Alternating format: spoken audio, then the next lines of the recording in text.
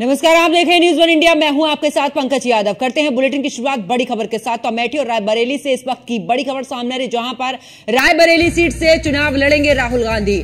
अमेठी से किशोरी लाल शर्मा को बनाया गया है यहां पर प्रत्याशी, जहां पर सोनिया गांधी के करीबी है केएल शर्मा। और कांग्रेस ने 2 प्रत्याशियों की सूची जारी की है। आज राहुल गांधी 12:30 बजे करेंगे नामांकन। प्रियंका गांधी नहीं लड़ेंगी कहीं से भी चुनाव।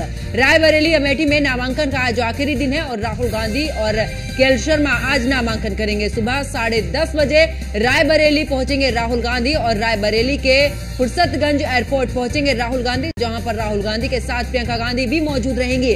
कांग्रेस अध्यक्ष मल्लिकार्जुन खड़गे भी नामांकन के दौरान मौजूद रहेंगे। तो बड़ी खबर आपको बता रहे, जहां पर बता दें कि इस दौरान राहुल गांधी के साथ में प्रियंका गांधी भी मौजूद रहेगी। और इसके अलावा बात करें तो कांग्रेस अध्यक्ष मल्लिकार्जुन खड़गे नामांकन के दौरान मौजूद रहेंगे। तो अमेठी और रायबरेली से इस वक्त की बड़ी खबर आपको बता रहे, जहां पर बता दें कि रायबरेली सीट से चुनाव लड़ेंगे राहुल गांधी। इसके अलावा बात की जाए तो अमेठी से किशोरी लाल शर्मा को बनाया गया है प्रत्याशी। सोनिया गांधी के करीबी हैं केएल शर्मा। और ऐसे में बात करें तो कांग्रेस ने 2 प्रत्याशियों की सूची जारी की है और आज राहुल गांधी 12:30 बजे नामांकन करेंगे और प्रियंका गांधी नहीं लड़ेंगी कहीं से भी चुनाव, सिर्फ चुनाव प्रचार करेंगी। तो रायबरेली अमेठी में नामांकन का आज आखिरी दिन है। और आज के दिन की बात करें तो राहुल गांधी और केएल शर्मा आज नामांकन करने के लिए जाएंगे। सुबह 10:30 बजे रायबरेली पहुंचेंगे राहुल गांधी। रायबरेली के फुर्सतगंज एयरपोर्ट पहुंचेंगे राहुल गांधी, जहां पर राहुल गांधी के साथ प्रियंका गांधी भी मौजूद रहेंगी। और कांग्रेस अध्यक्ष मल्लिकार्जुन खड़गे की बात करें तो नामांकन जिस समय पर राहुल गांधी और केएल शर्मा करेंगे, उस दौरान भी मल्लिकार्जुन खड़गे भी उनके साथ में मौजूद रहेंगे। तो बड़ी खबर आपको बता रहे, जहां पर रायबरेली सीट से चुनाव लड़ेंगे राहुल गांधी। अमेठी से किशोरी लाल शर्मा को प्रत्याशी बनाया गया है। और आपको बता दें कि इस दौरान कांग्रेस ने 2 प्रत्याशियों की सूची जारी की है। बीते दिन की बात करें तो यहां पर कयास लगाए जा रहे थे कि अमेठी से राहुल गांधी चुनाव लड़ेंगे, जबकि रायबरेली से प्रियंका गांधी चुनाव लड़ेंगे। लेकिन आज जिस तरीके से खबर सामने आई है, इस दौरान आपको बता दें कि रायबरेली की विरासत पॉलिटिक्स आपको बता देते हैं। 1999 से 2019 तक लगातार कांग्रेस का कब्जा रायबरेली पर रहा है। और बात करें इस दौरान तो 2004 से 2019 तक लगातार सोनिया गांधी यहां से जीतती रही हैं। और अब राज्यसभा जाने के बाद इस सीट पर अब राहुल गांधी चुनाव लड़ेंगे। कांग्रेस ने 2 बार जीत दर्ज की है और बीजेपी के अशोक सिन्हा ने 2 बार यहां से जीत दर्ज की है।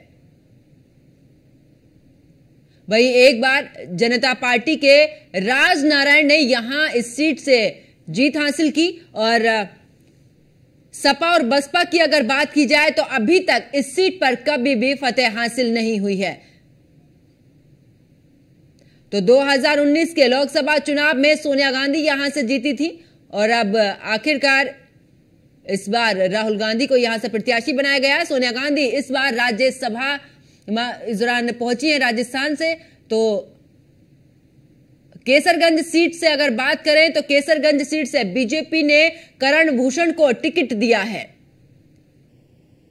तो रायबरेली सीट से चुनाव लड़ेंगे राहुल गांधी और अमेठी से किशोरी लाल शर्मा को बनाया गया है प्रत्याशी। सोनिया गांधी के करीबी हैं केएल शर्मा और काफी लंबा राजनीतिक अनुभव भी उन्हें रहा है। लेकिन बात की जाए तो इस बार अमेठी से उन्हें कांग्रेस ने प्रत्याशी बनाया है और प्रियंका गांधी इस बार चुनाव नहीं लड़ेंगी। और रायबरेली अमेठी में नामांकन का आज आखिरी दिन है और राहुल गांधी और केएल शर्मा आज अपना नामांकन भी भरेंगे। सुबह 10:30 बजे रायबरेली पहुंचेंगे राहुल गांधी और रायबरेली के फुर्सतगंज एयरपोर्ट पहुंचेंगे राहुल गांधी, जहां पर राहुल गांधी के साथ प्रियंका गांधी भी मौजूद रहेंगे।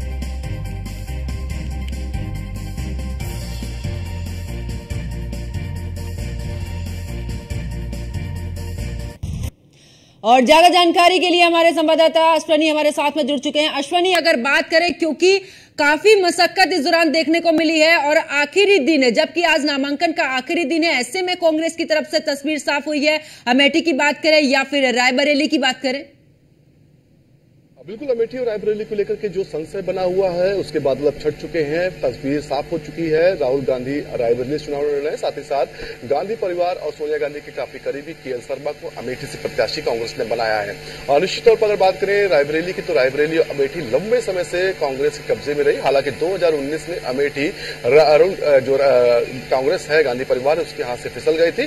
लेकिन उन सबके बावजूद भी रायबरेली है उसने राहुल गांधी परिवार पर और कांग्रेस पर अपना भरोसा जताया था। निश्चित तौर पर इस बार का चुनाव काफी दिलचस्प होने वाला है। दिलचस्प इसलिए क्योंकि कहा जा रहा है कि केएल शर्मा के आने से चुनाव थोड़ा कमजोर हो गया अमेठी का, लेकिन ऐसा नहीं। वहां की लोकल की जनता है, लोकल के लोग हैं, उनका कहना है हमें कोई फर्क नहीं पड़ता है कि केएल शर्मा लड़ रहे हैं या राहुल गांधी, क्योंकि राहुल गांधी ने तय किया कौन लड़ेगा। उसके बाद कांग्रेस ही उनका पहला जो है रुझान होगी।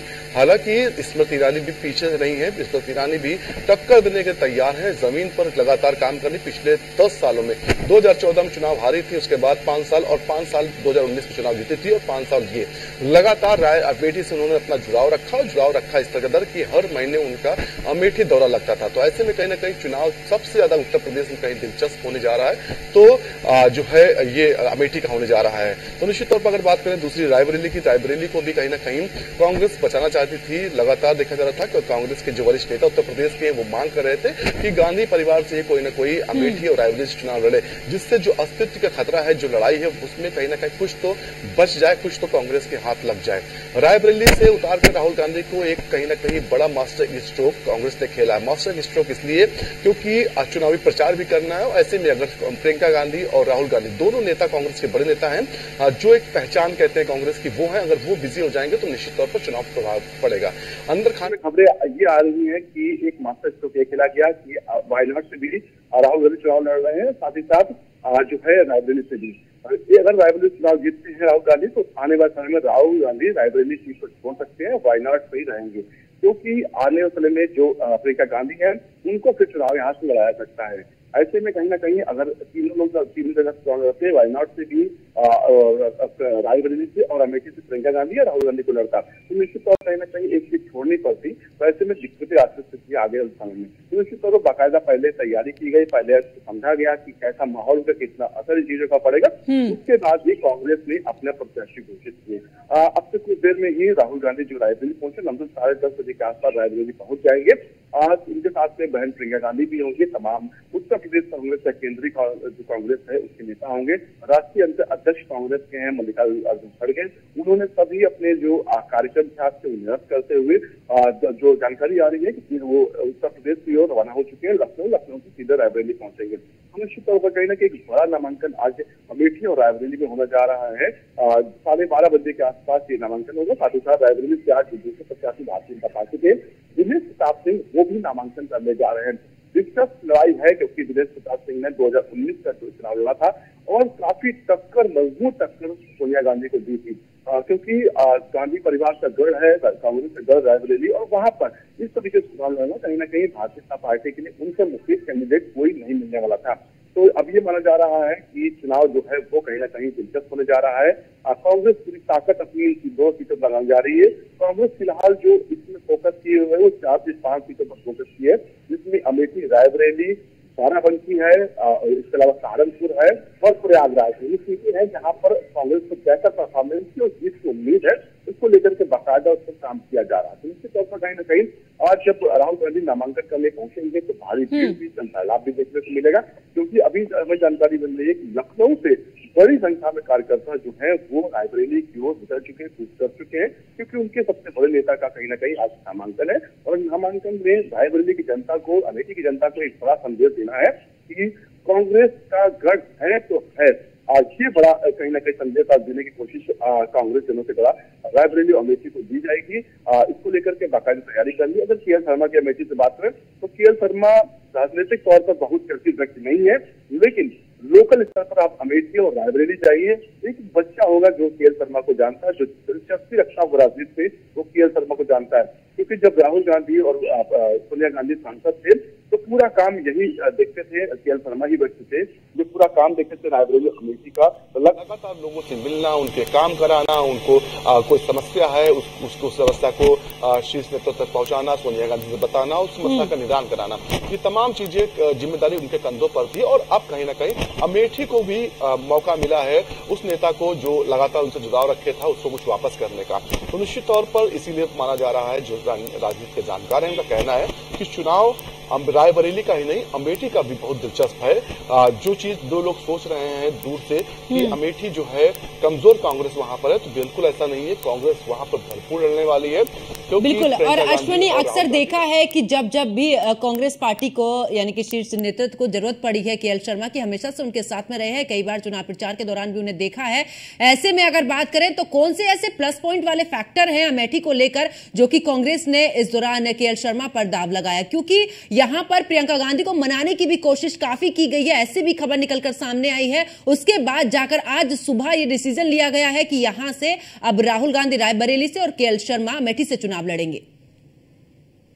प्रियंका गांधी को काफी मनाया गया, लेकिन प्रियंका गांधी अपनी बात समझाने में सफल नहीं। शीर्ष नेतृत्व को, अपनी मां को, राष्ट्रीय अध्यक्ष कांग्रेस को कि अगर वो चुनाव लड़ेंगे तो निश्चित तौर पर उनको समय देना पड़ेगा, अपना पहला चुनाव उनका होगा। तो ऐसे में बाकी जो जगह है जिसमें प्रदेश है जहां पर कांग्रेस अच्छा परफॉर्मेंस कर रही है वहां पर समस्या खड़ी सकती है। तो निश्चित तौर पर कहीं ना कहीं बेहद ही संजीदगी वाला फैसला प्रियंका गांधी की ओर से लिया गया।